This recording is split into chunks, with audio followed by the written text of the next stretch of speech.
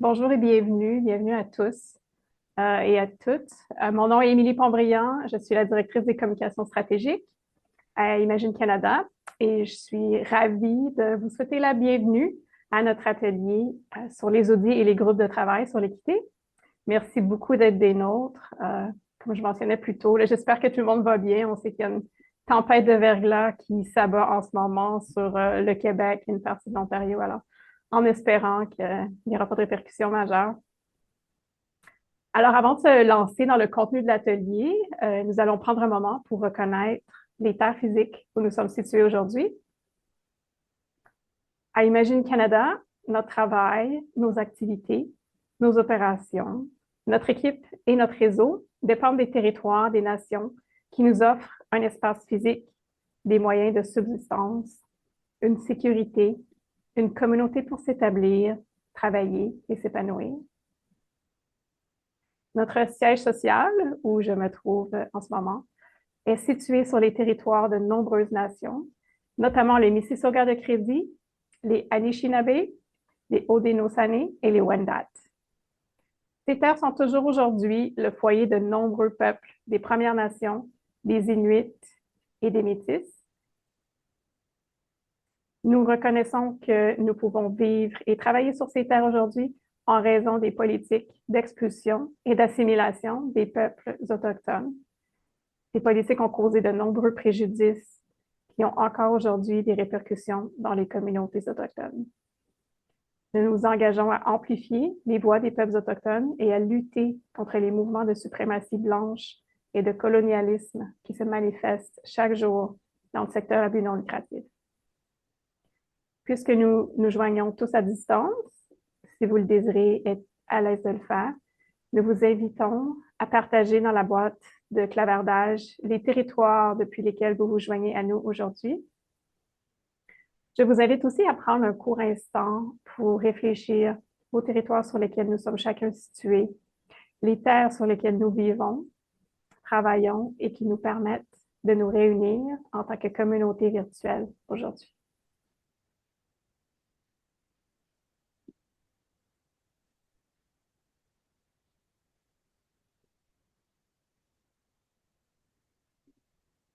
Merci. Avant de nous lancer, quelques petites considérations techniques. Nous vous invitons à participer en utilisant les outils Zoom situés au bas de votre écran. Vous pouvez utiliser la fonction de clavardage pour toute question ou lever la main, ce qui peut être fait en cliquant sur le bouton Réaction. Nous utiliserons également pendant l'atelier une fonction interactive d'annotation qui vous sera bientôt expliquée. Et si vous avez des questions techniques pendant l'atelier, veuillez nous le faire savoir dans la fenêtre de clavardage. Alors, juste avant de se lancer, une mention spéciale aux membres du comité consultatif du projet sur l'équité. Un grand merci de leur participation. Chaque personne a contribué à enrichir le projet et nous sommes vraiment reconnaissants du temps que ces personnes ont investi dans le projet. À Imagine, on privilégie des approches collaboratives et encore une fois, nous sommes vraiment reconnaissants de leur rapport à ce projet. Et puis, il me fait maintenant très plaisir de passer la parole à deux membres de l'équipe du groupe consultant apprentissage Salt Water. Il s'agit du groupe de consultants qui a développé les guides sur l'équité. Emily Yee-Claire et Émile Briones vous accompagneront aujourd'hui dans le cadre de cet atelier. Alors à vous, Émilie. Bonjour. Je vais ajouter les diapos dans le chat pour ceux et celles qui viennent de nous joindre. Je suis un peu nerveuse de parler en français, de m'exprimer, alors soyez gentils. Mais c'est un vrai plaisir de vous présenter aujourd'hui et j'essaie de trouver mon ordre du jour. Alors, Émile, est-ce que tu peux prendre la parole pour un instant? Puis, bonjour tout le monde, je m'appelle Émile, je suis la contrepartie d'Émilie au groupe consultant Saltwater. Je suis très C'est un grand privilège d'être avec vous aujourd'hui et de vous présenter les outils qu'on a complétés. On a collaboré avec Imagine Canada pour les concevoir. Merci d'être ici. Mm. Et aujourd'hui, on va faire une survol de deux outils. La première est la pratique de l'équité. Et vraiment, on va vous présenter comme un processus de 5 étapes pour vraiment réfléchir comment est-ce qu'on passe d'une approche d'audit à une approche plus holistique à l'action. Euh, et après ça, on va vous présenter un outil sur comment créer des groupes de travail sur l'équité aujourd'hui. Ça va être vraiment un survol. On a seulement 1 heure pour avoir cette conversation. Alors, on vous invite à prendre du temps à vraiment lire ces outils et de les relire. Ils sont assez denses. C'est une quarantaine de pages chacune.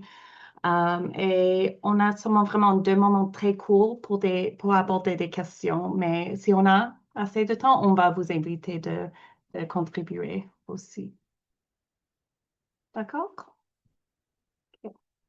Pour commencer, on va faire une Mentimeter.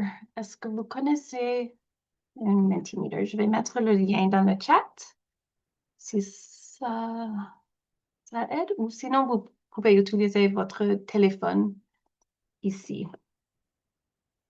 On commence par une réflexion de qu'est-ce qui vous vient en tête quand vous pensez au mot audit?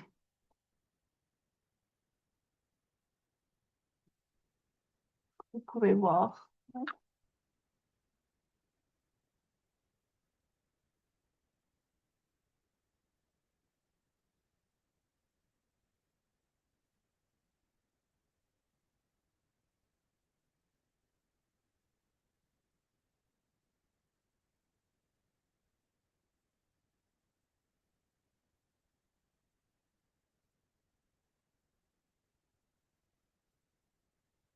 Est-ce que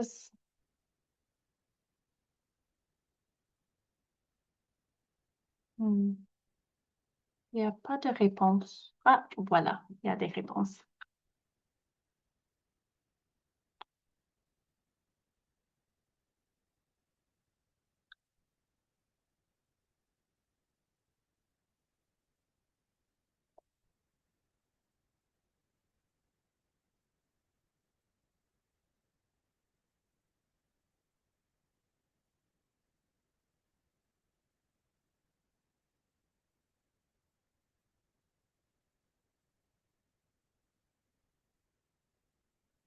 Je vous donne quelques minutes plus. Mais déjà, on voit vérification, contrôle, surveillance, validité. Vérification est vraiment grand.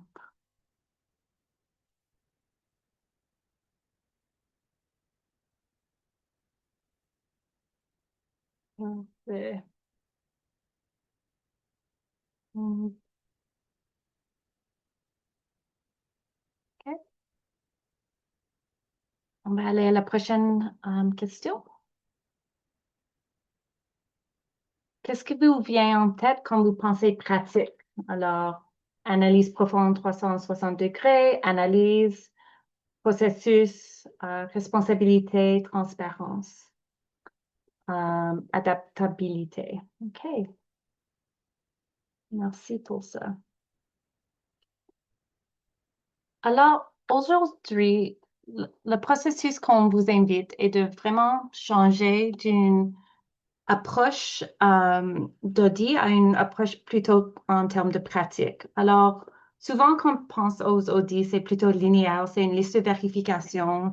Il y a une idée que ça soit objectif, universel, connu, distinct, et il y a comme une point de fin, il y a du finalité.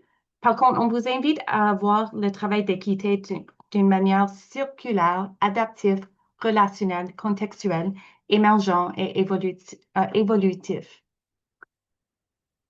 En quoi le passage d'une logique d'audit à une approche plus holistique transforme-t-il votre stratégie d'équité? Et si vous pouvez ajouter vos pensées dans le chat, ça serait vraiment apprécié.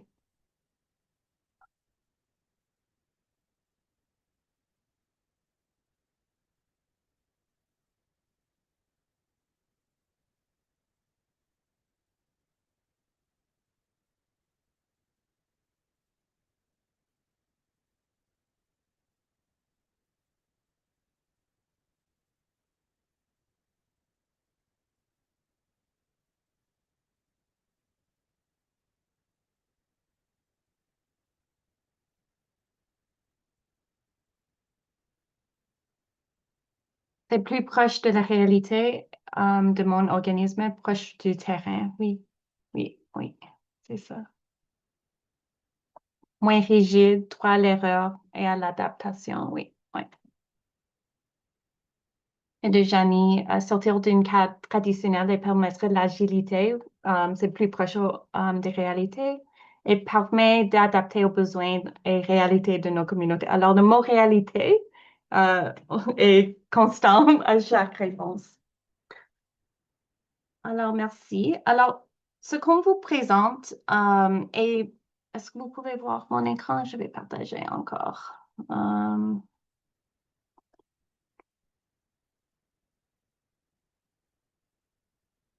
Voilà.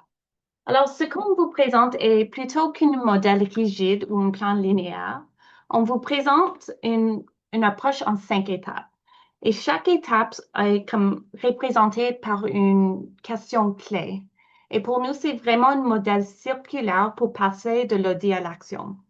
Alors, pour nous, il y a vraiment 2 modes. Il y a un mode de réflexion et un mode actif et on bouge entre ces 2 modes d'engagement.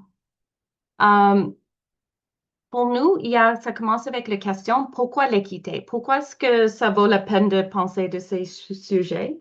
Après ça, c'est vraiment la question pour qui? On entre ensuite dans une boucle active qui interroge à répétition le quoi et alors et le maintenant. Et ça dépend de ce que tu veux faire, mais ça peut prendre comme 1 mois, ça peut prendre 6 mois, ça peut prendre 2 ans, dépendant de ce que tu veux faire. Alors, c'est vraiment une idée qu'on va tourner autour de ces questions clés, mais c'est vraiment ancré par une motivation intérieure ici aussi. Les réponses à ces questions seront uniques à votre organisation, à votre secteur et aux communautés avec lesquelles vous collaborez. La première question est pourquoi l'équité? À ce moment, il s'agit de formuler la raison d'être de votre démarche et de mettre en lumière vos hypothèses de départ. À ce moment, c'est le temps de vraiment prendre le temps d'identifier les impératifs éthiques et pratiques de l'équité pour votre structure. Des fois, on travaille avec des organismes et il prend comme un an pour écrire une déclaration exhaustive et ça prend beaucoup de ressources et de temps aussi. Des fois, on a besoin seulement de commencer avec une justification assez simple et tu peux toujours la raffiner avec le temps. Ce qui est essentiel est que les personnes qui, euh, qui participent à ce processus, qu'ils approprient cet ancrage. La deuxième question est pour qui? Des fois, quand on travaille avec des organismes, on trouve qu'il peut s'épuiser à vouloir répondre simultanément à tous les besoins, ou des fois, il fige par peur de ne pas être assez inclusif. C'est ainsi qu'on glisse vers les Olympiades de l'oppression ou peut-être la logique du gâteau de l'équité, ou peut-être on voit que les ressources semblent être limitées, mais en réalité, il y a beaucoup d'abondance on peut voir. Pour nous, notre conseil est de vraiment commencer là où vous le pouvez et avec les groupes qui nécessitent une attention immédiate selon vos connaissances actuelles. Et pour nous, ça, c'est un moment où l'intersectionnalité devient une levier puissante qui peut être intégrée dans cette pratique circulaire. Et cela vous permettra de renforcer l'équité pour des groupes spécifiques tout en bénéficiant à l'ensemble de la collectivité. Dans l'outil, on parle aussi du théorie curb cut, ou c'est comme le théorie bordure ABC, qui montre que si tu crées une mesure qui aide un groupe spécifique, ça finit par bénéficier toute la société. Amen. Merci, Émilie. Et maintenant, en passant du mode réflexion, on passe à la au mode actif. Puis dans ce mode-là, et vous pouvez le lire plus en détail sur le guide que nous avons écrit, mais à ce point-là, euh, il faut maintenant identifier le quoi de votre travail. Il y a de nombreuses méthodes qui ont été décrites dans le guide, mais ce qu'on veut vous rappeler, c'est qu'il faut que ce soit un processus non extractif. Il faut que ce soit un processus relationnel, sécurisant et bénéfique pour les personnes que vous souhaitez entendre dans ce processus-là. Puis, en identifiant le quoi, on passe au et maintenant. La question et maintenant, à quoi ça sert? Quel thème et tendance se dégagent de vos observations pour orienter la suite de votre travail? Puis, il faut garder en tête, tenir compte que vous entendez des choses que les gens n'étaient pas disposés à partager ouvertement auparavant. Alors, à ce point-là, il faut être préparé donc à traiter ces informations sur le plan émotionnel, relationnel également. Puis finalement, il y a la question et après. Euh, puis à ce point-là, l'action n'a pas besoin d'être monumentale ou exhaustive. Ce processus vous demande simplement de commencer quelque part et de poursuivre la boucle. Puis vous pouvez agir n'importe quel niveau, au sein d'un département par exemple, un programme, une équipe, une initiative, un événement ou à l'échelle de votre organisation entière. Puis rappelez-vous qu'il ne s'agit pas seulement de créer du changement au niveau individuel, mais de travailler au niveau structurel, culturel et relationnel. Et il faut franchir ces trois étapes en mode actif plusieurs fois avant de revenir au mode de réflexion encore. Par exemple, trois fois, dépendamment de votre contexte, peut-être trois fois dans une période de 18 mois. Euh, puis, Émilie, maintenant? Oui. Et souvent, quand on essaie de trouver notre rythme, on se trouve dans des paradoxes. Et si vous travaillez avec nous, vous savez qu'on adore les paradoxes. Et pour nous, un paradoxe est vraiment, au-delà des mesures concrètes et politiques, un travail d'équité réel et durable requiert la volonté de faire face aux tensions inhérentes à chaque organisation. Souvent, la meilleure approche est de cesser tout effort de réconciliation de deux vérités opposées et de simplement tolérer leur coexistence. Alors, pour nous, on trouve qu'il y a beaucoup de paradoxes dans ce travail. Et on peut l'expliquer comme ceci est vrai, tout comme cela. Ceci est vrai que nous avons fait tout ce que nous pouvions en matière d'EDE et quand même, on venons juste de commencer. Ce travail devrait être terminé, mais la réalité est que parfois, ce travail ne sera jamais terminé. Ce que nous avons essayé n'a pas fonctionné. Et vraiment, ça peut être ouvrir cette possibilité que cet échec nous montre le chemin à suivre. Les audits peuvent offrir une certaine sécurité psychologique, mais aussi les audits peuvent rouvrir des plaies. Tout le monde doit rester pour changer. Et pour nous, ça, c'est une des questions qui est au centre du travail. Des fois, certaines personnes doivent quitter pour changer. Nous souhaitons une véritable imputabilité, mais aussi on veut résister l'envie de punir.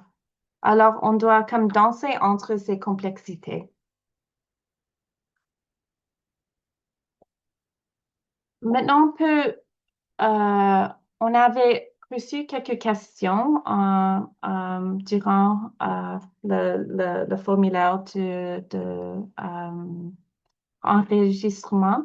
Et on avait une question de engagement avec des groupes marginalisés dans des processus, surtout quand c'est mené par des personnes qui ne sont pas issues de ces groupes. Alors, pour vitement répondre à ces questions, une des manières de vraiment aborder ces questions est d'adopter une posture d'apprenante. Ça veut dire de reconnaître vos privilèges et d'avoir une écoute active pour vraiment prioriser le temps de parole des membres du communauté. Il y a aussi, c'est un peu complexe cette question-là, je vais comme vous lancer quelques idées. Il y a aussi le concept de rien sur nous sans nous. Alors, ça veut dire que si les communautés que tu veux cibler ne veulent n'est pas comme, il dit non, ça fonctionne pas. Il y a une sagesse dans ce qu'ils disent. Euh, il y a aussi l'idée de comme, est-ce qu'il y a des possibilités de rémunérer cette reconnaissance, cette expertise vécue? Parce que c'est vraiment, des fois, il y a une hiérarchie de ce qui est considéré d'avoir de valeur. Euh, et aussi, c'est vraiment, est-ce que tu peux écouter pour le non? C'est souvent vraiment subtil, la résistance, et peut-être qu'il y a des courriels qui ne sont pas répondus pour quelques mois, ou quand vous avez un événement, il y a personne qui vient. Ce sont des comme indices qu'il y a de résistance à votre approche. Alors, une grande partie de ce travail est vraiment cette posture de autoréflexion aussi. Émilie, est-ce que tu veux ajouter?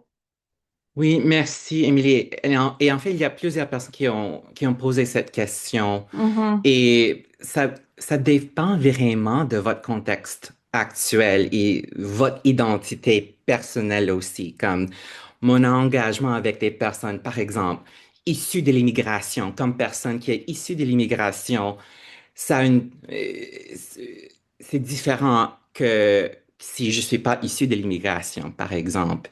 Et il y a aussi cette question de est-ce qu'il y a le consentement éclairé mhm, dans l'espace? Est-ce que les personnes marginalisées sont, euh, ont l'information qu'ils, elles, ont besoin pour décider leur implication, pour calibrer leur implication dans le travail? Et est-ce qu'il y a aussi le tokenisme? Est-ce qu'il y avait une mhm, réflexion sur les dynamiques de tokenisme, est-ce qu'il y a une dynamique de transactionnalité entre toi et le groupe marginalisé? C'est une question pas mal complexe et je vais juste vous laisser avec, est-ce que vous avez des relations authentiques avec ces mhm. groupes marginalisés?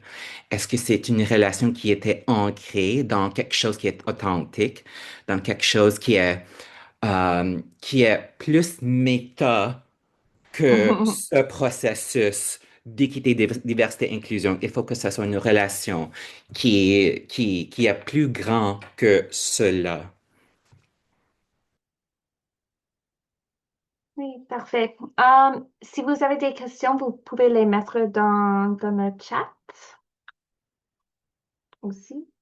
Ou vous pouvez ouvrir vos micros aussi.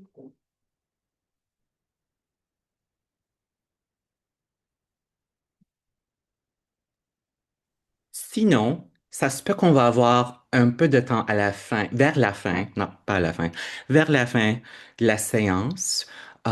Puis juste peut-être si ça émerge au fur et à mesure, peut-être vous pouvez l'écrire.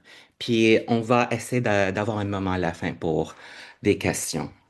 Alors, Émilie, on peut poursuivre Mhm. avec la prochaine section. Oui.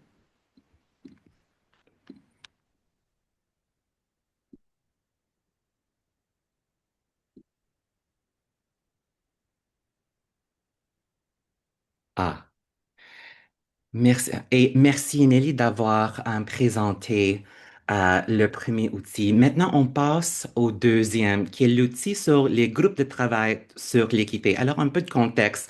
Alors, en abordant à quoi consiste une approche holistique sur l'équité dans votre organisation, il faut aussi penser aux personnes qui potentiellement tiennent un rôle clé dans ce genre de démarche de transformation, qui ont un rôle clé dans cette démarche.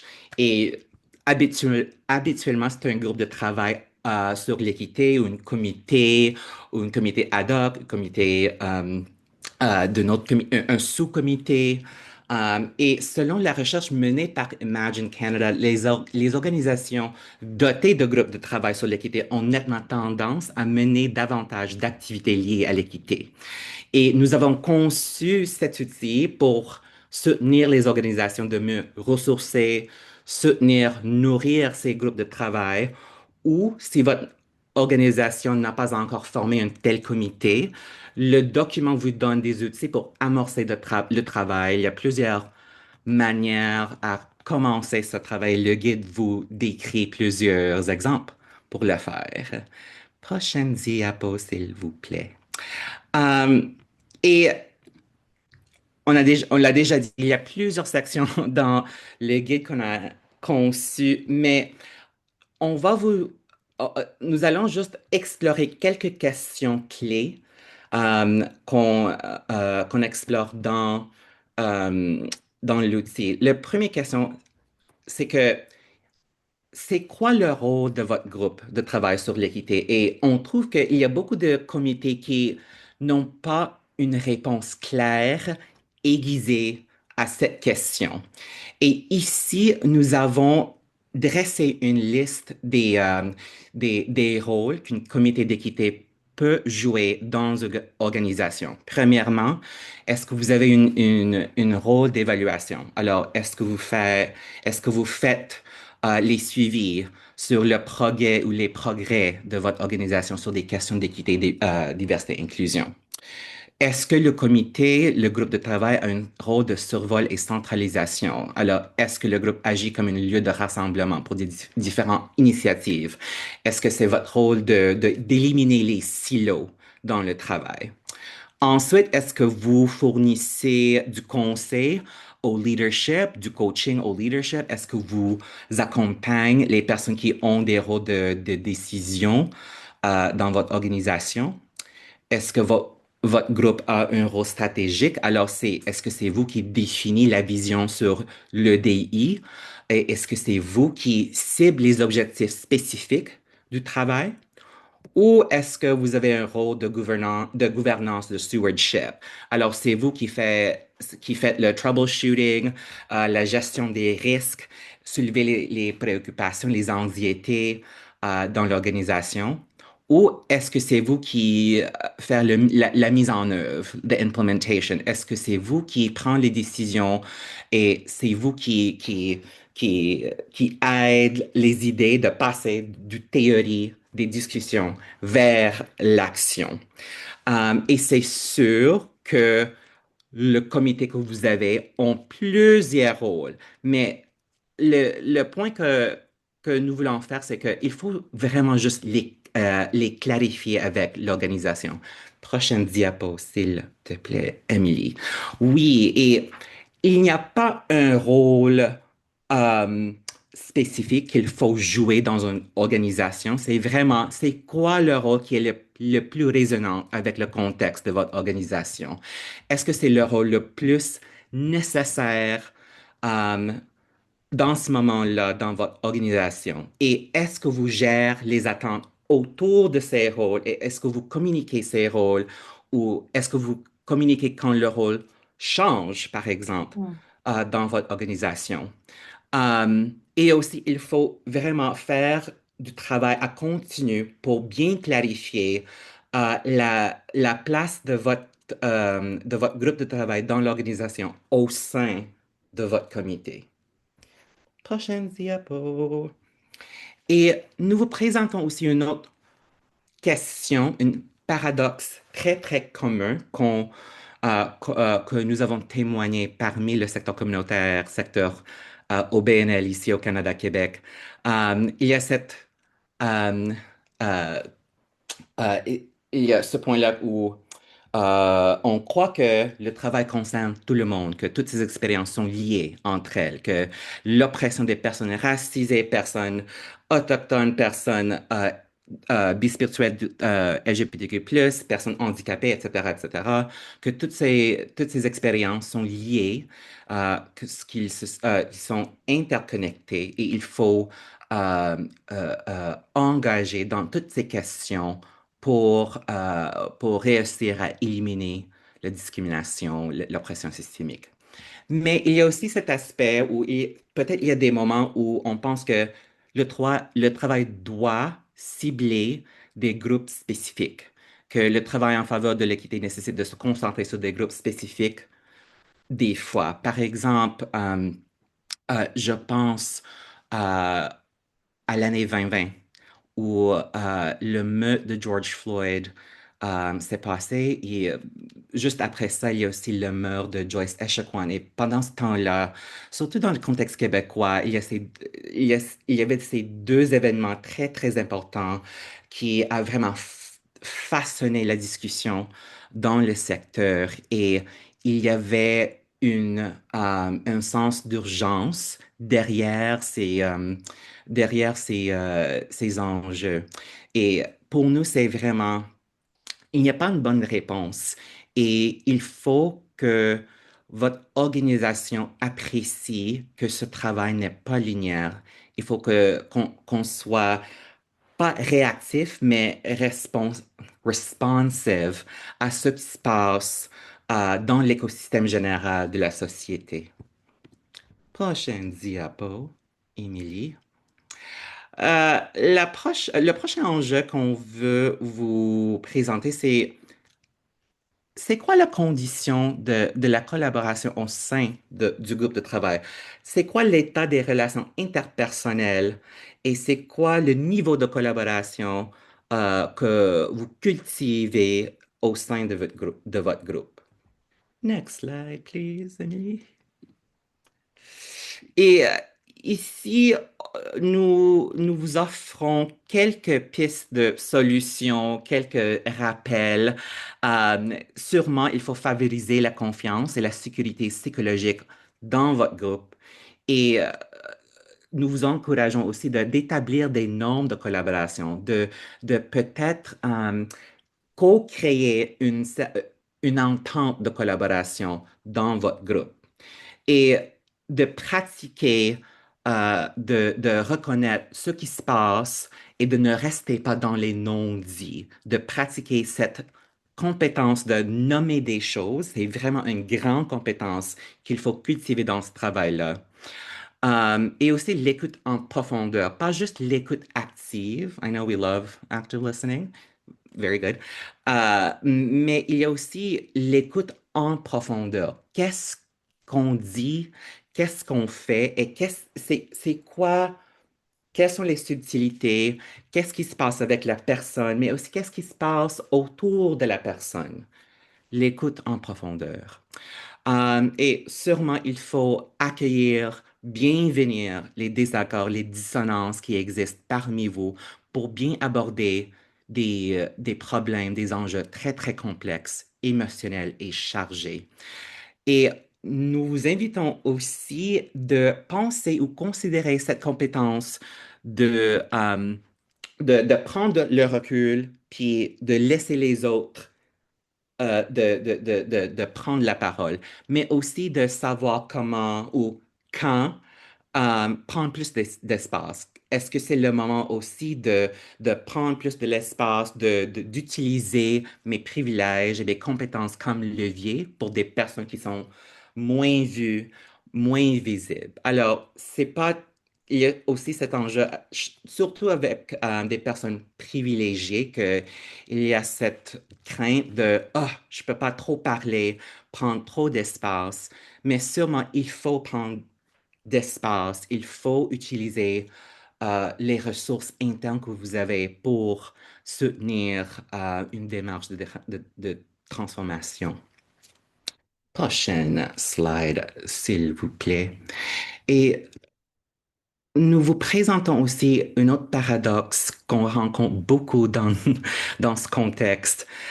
Il y a ce côté-là où on sait que le travail, l'équité crée de la sécurité, que ce travail, et il y a beaucoup de recherches qui disent que au long terme, ce travail crée des espaces plus sécuritaires in the long term.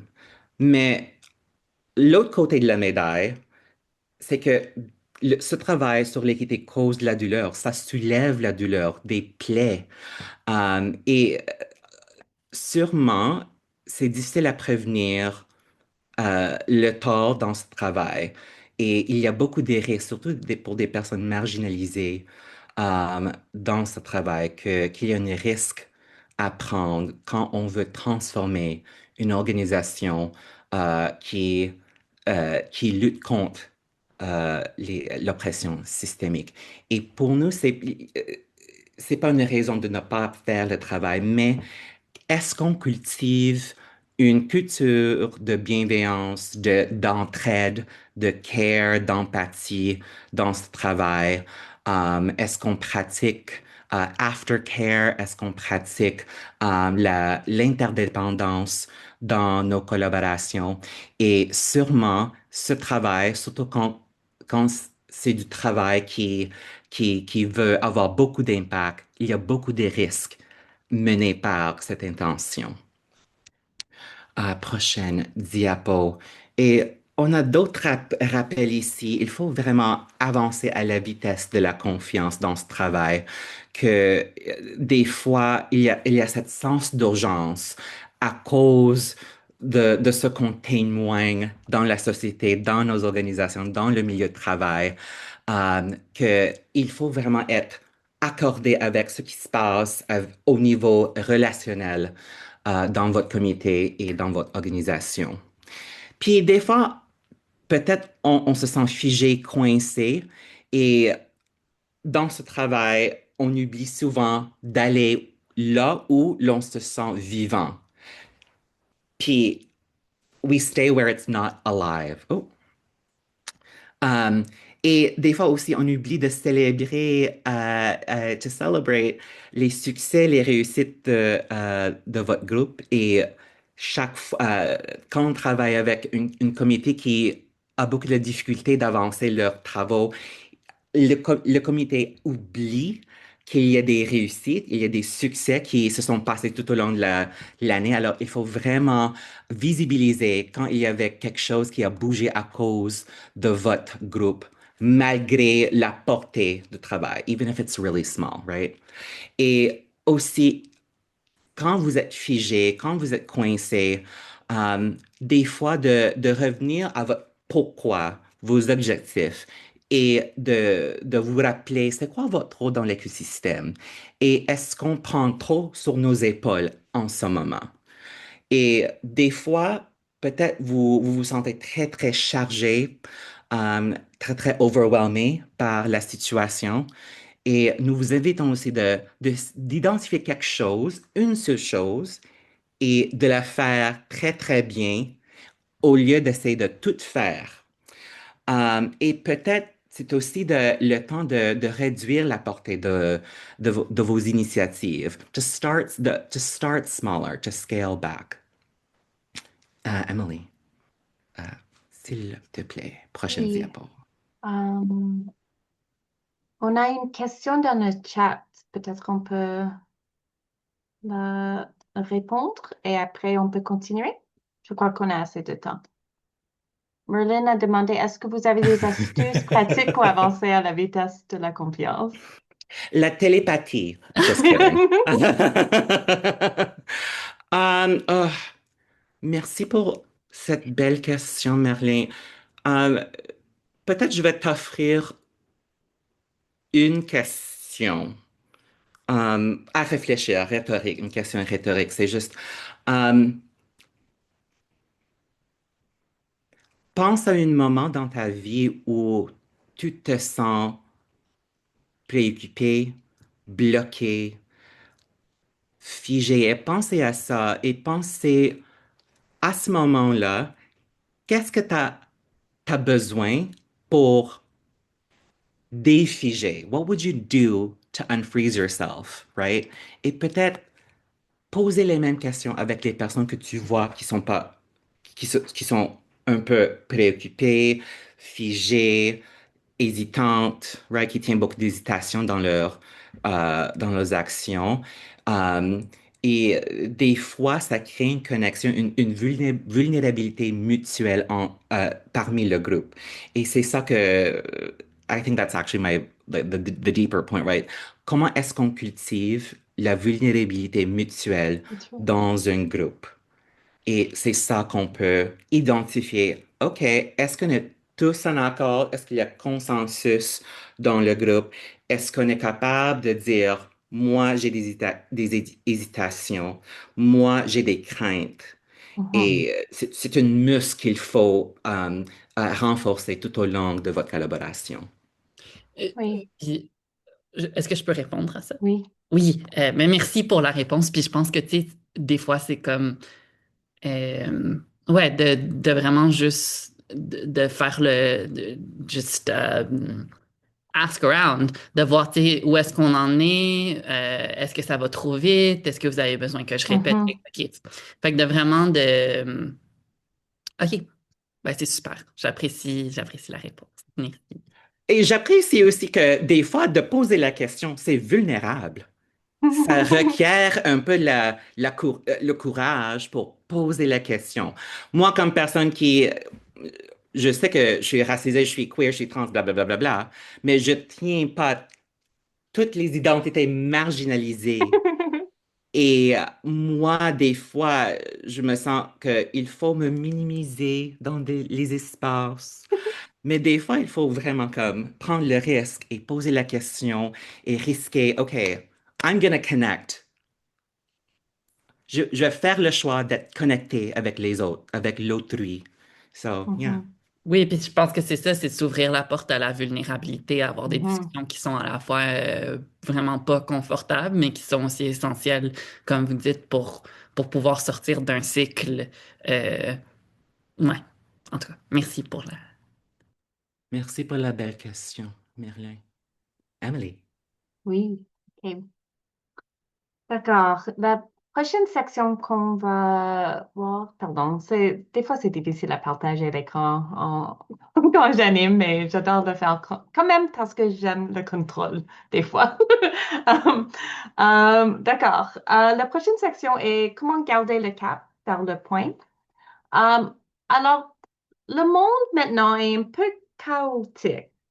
Il y a la possibilité d'une autre guerre mondiale, c'est vraiment intense et il y a une vraie backlash qui se passe.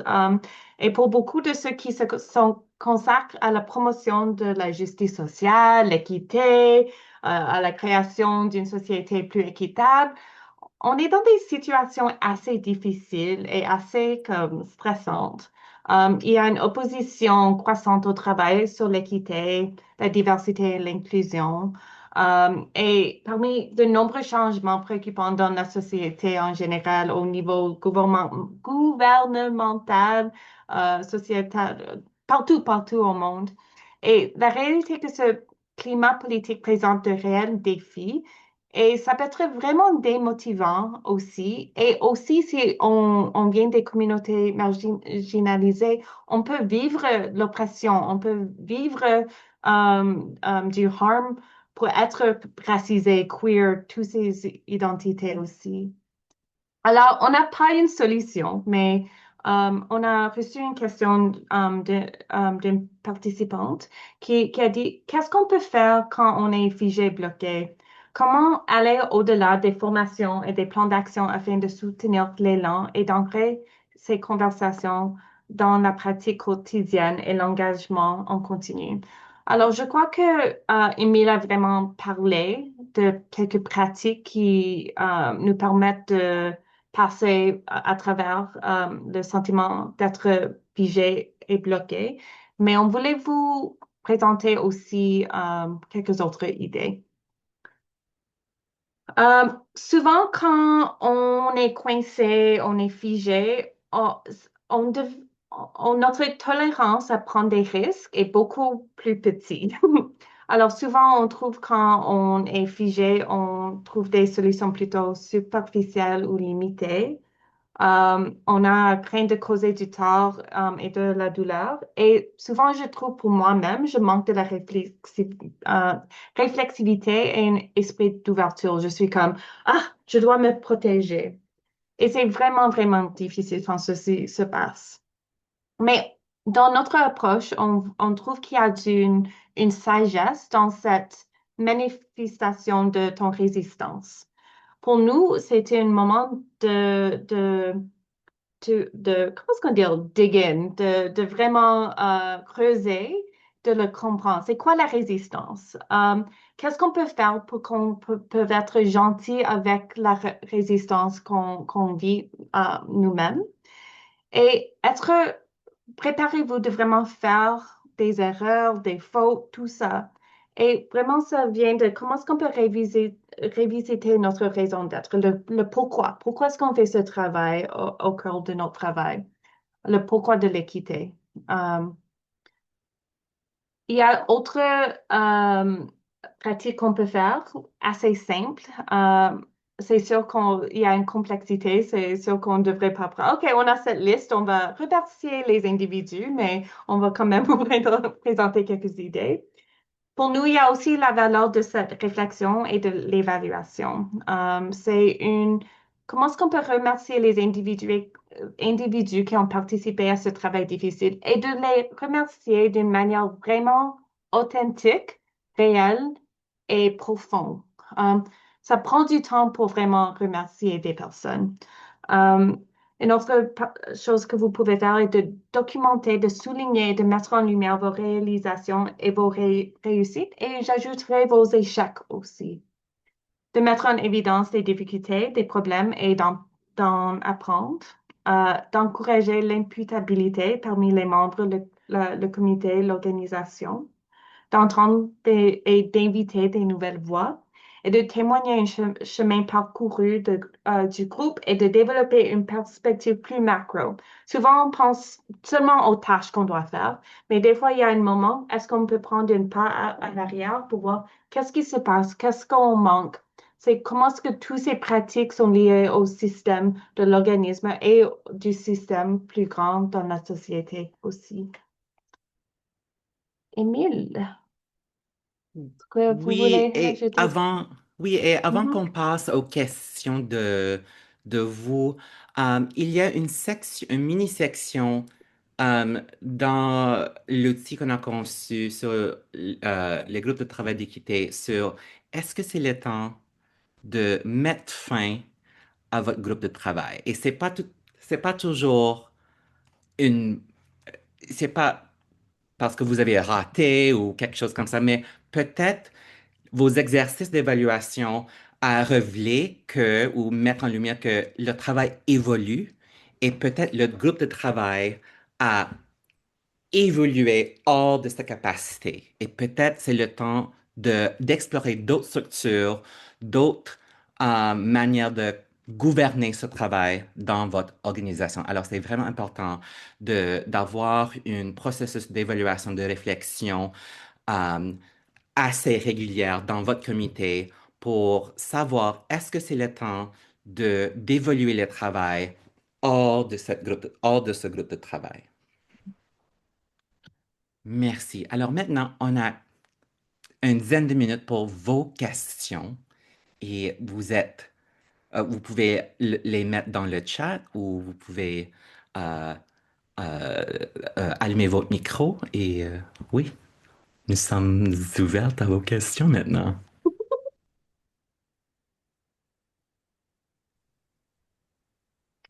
Bonjour, je suis Jasmine du Centre Orléans Cumberland Community Resource Center. Moi, ma question, ce serait, parce que j'ai une collègue qui avait participé aux ateliers en anglais. Elle avait Mm. participé au premier atelier, puis le truc qui est revenu rapidement nous rapporter, on a un comité dans notre centre, et puis une des choses qu'elle m'a rapidement rapporté, c'est justement cette perspective-là que de se défaire de l'idée qu'il faut faire un audit, puis après ça, aller de façon linéaire. Euh, Mhm. Moi, je suis une personne qui pense quand même assez de façon linéaire. J'aime la structure. Donc, mais en même temps, je pense que ça va parler à notre équipe une approche moins linéaire. Mais la question qui me reste, c'est comment tu fais pour savoir par où commencer? Fait que c'est un peu ça que moi, je me pose comme question. Oui, c'est une très bonne question. Et ça, c'est souvent où la question que tu dois te demander toi-même et Mhm. demander les personnes dans ton organisation aussi. C'est comme où est-ce qu'on devrait commencer et aussi où est-ce qu'on peut commencer aussi. Et qu'est-ce que peut être proportionnel de vos ressources, votre temps et vos capacités aussi. Parce que on veut avoir des succès aussi, pas seulement des échecs. Oui, les échecs sont une bonne place pour apprendre, approfondir, mais on a besoin de motivation aussi. Alors, prenez un pas à l'arrière et dire, OK, qu'est-ce qu'on peut faire? Où est-ce qu'on peut pratiquer cette façon de travailler non linéaire qui va pas comme, oh mon Dieu, c'est trop intense, c'est trop difficile, mais est-ce qu'on peut faire un événement qui est un peu différent d'une manière qu'on fait normalement? Ou est-ce qu'on peut essayer de créer des liens avec des communautés euh, qu'on n'a jamais fait des liens avec? Et alors, trouver un petit pas et voir, ah, OK, on peut faire ça. Et pour nous, une approche non linéaire ne veut pas dire qu'on ne va pas documenter, qu'on va pas. J'adore Excel, j'adore Google Sheets, mais est-ce que les Google Sheets deviennent comme le Bible, on ne change jamais le Google Sheet et si on surpasse chaque étape, on a fait un échec? Non. Comment est-ce qu'on peut c'est un autre paradoxe, c'est où est-ce qu'on peut être comme plus fluide, où est-ce qu'on a besoin de structure. Alors, c'est plutôt qu'une danse avec peut-être une chorégraphie assez claire. OK, M- merci. Merci, Émilie. Et juste un autre point. Émilie est notre collègue Thalassie qui a aussi co-conçu l'outil sur les audits et les pratiques d'équité. Le processus qu'elles ont décrit dans le document, c'est vraiment des processus qui découragent le perfectionnisme. Mhm. Que il Ouais. faut que vous pratiquiez ce muscle de essai-erreur, trial and error, essai-erreur, essai-erreur. Puis des fois, à quelques reprises, vous allez trouver euh, le lieu le plus fertile pour ce travail. Mhm. OK, c'est bon, merci. Oui, et je vais ajouter c'est peut-être un peu intense, mais je vais l'ajouter quand même dans le texte, dans le chat. Le perfectionnisme peut être vu comme une partie de la culture de suprématie blanche dans nos organismes. Alors, quand on travaille au Coco, on a travaillé sur un outil qui décrit comme c'est quoi le perfectionnisme, c'est quoi les symptômes et comment est-ce qu'on peut pousser contre ces dynamiques qui sont vraiment comme intégrées dans nos organismes et dans notre société. Ouais. Autre question. Commentaires. Pas juste questions. Commentaires sont de bienvenue Réaction. aussi.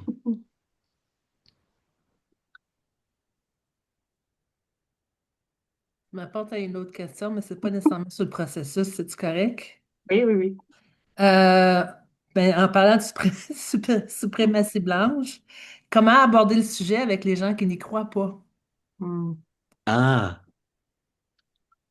Ça, Emily, c'est tu une veux question commencer? éternelle. Euh, je parle comme personne dans le monde en ce moment, pas comme consultante. Pour moi, des fois, il faut savoir quand quelqu'un vaut pas la peine dans le processus, que des fois, on dédie beaucoup d'énergie, beaucoup de ressources pour inviter quelqu'un qui a décidé que le racisme n'existe pas. On est dans une société pluralistique et on a, on a décortiqué tous les enjeux sociaux. Il n'y a pas de problème. Et des fois, il y a des groupes qui consacrent beaucoup de temps, beaucoup d'énergie. Et des fois, ça traumatise des personnes marginalisées dans l'espace en essayant de convaincre une personne, deux personnes pour, euh, pour être on board avec les initiatives. Alors, je vous invite de considérer, est-ce que ça vaut la peine? Est-ce que Hmm. cette énergie est mieux dédiée, mieux consacrée aux personnes marginalisées en ce moment-là? Est-ce que c'est mieux d'utiliser cette énergie, cet élan en service direct aux personnes qui subissent les oppressions systémiques, au lieu de convaincre les personnes qui ont déjà décidé que ça vaut pas la peine d'aborder ces questions? Hmm. Et juste pour ajouter aussi, des fois, on doit travailler avec des personnes. Des fois, le leader, il s'en fout de ce travail aussi, alors c'est un peu difficile aussi. Alors, des fois, je trouve que si on fait le travail d'une manière qui est intègre à nous-mêmes, ou d'une petite partie, ça peut être transformatrice à l'organisme aussi. Parce que des fois, ça leur donne l'opportunité d'accéder à leur curiosité, de leur, oh, wow, il y a une autre façon d'être aussi.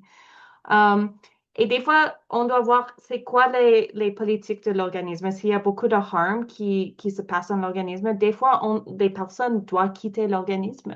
Il devrait y avoir des politiques de performance evaluation et tout ça pour bien assurer que les personnes dans l'organisme soient protégées aussi. Alors, c'est une question assez complexe et je suis sûre que ça, c'est la raison pourquoi vous l'avez demandé. Alors, c'est souvent comme une mélange d'approches dans la situation, mais la question, je vous demande, c'est est-ce qu'il y a du harm qui se passe dans l'organisme? Et à ce moment, on doit essayer de arrêter le plus, le plus, OK, le plus, merci. oui, Merci. merci. Puis en fait, dans l'outil sur les groupes de travail d'équité, on inclut ce paradoxe. On a besoin de tout le monde être on board. Il faut laisser les autres. Il faut laisser quelques personnes. Et il faut avancer sans elles et eux.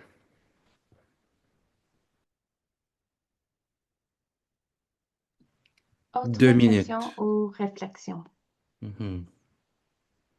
Mais moi, j'aurais peut-être une autre question. Oui.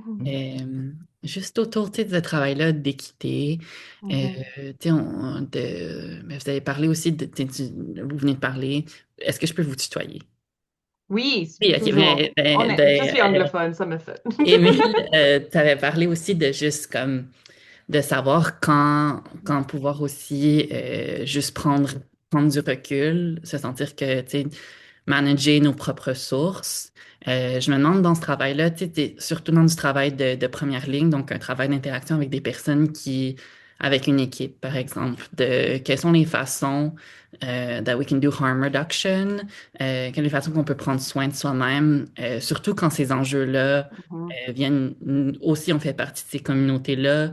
Euh, Est-ce que je sais pas si je fais du sens, mais tu sais, admettons, pour moi, c'est comme, euh, ouais, de juste quand ça touche trop de près à la transmisogynie, par exemple. Je me demande, dans ce cas, tu sais, c'est quoi les stratégies qu'on a pour continuer ce progrès-là, mais aussi se sentir que on peut aussi se protéger. Je sais que c'est une question vraiment globale des services sociaux, mais je pense que Mais j'aimerais ça entendre ce que vous avez à dire.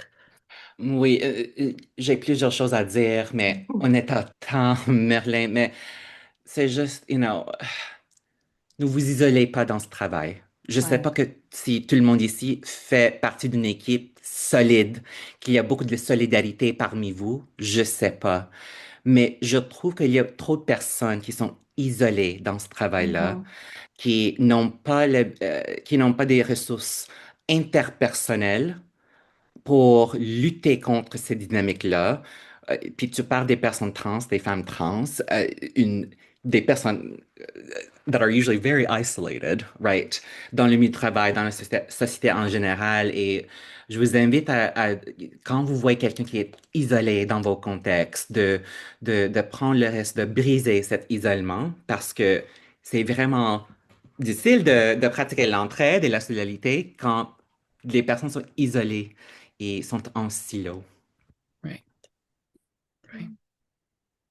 Et juste pour terminer, je vais lire un commentaire de Janie, de Charles Janie, du Hmm. Coco.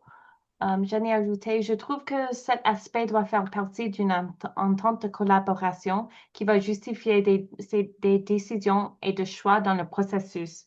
Va sortir de l'aspect individuel pour aller dans centrer l'intention du processus. Ce que l'on vise est le bien-être des personnes marginalisées. Oui. Merci, Janie. Et merci pour votre participation. C'était vraiment apprécié et à la prochaine. Hmm. Merci tout le monde. Merci Imagine Canada, Julie, Émilie, Maya. Merci. Oui. Merci Et énormément. merci beaucoup, hein. Merci Merlin, Merci, bonne Diana. fin de Merci pour tout journée. le monde. Merci. Au Bonne revoir. Bye journée. bye.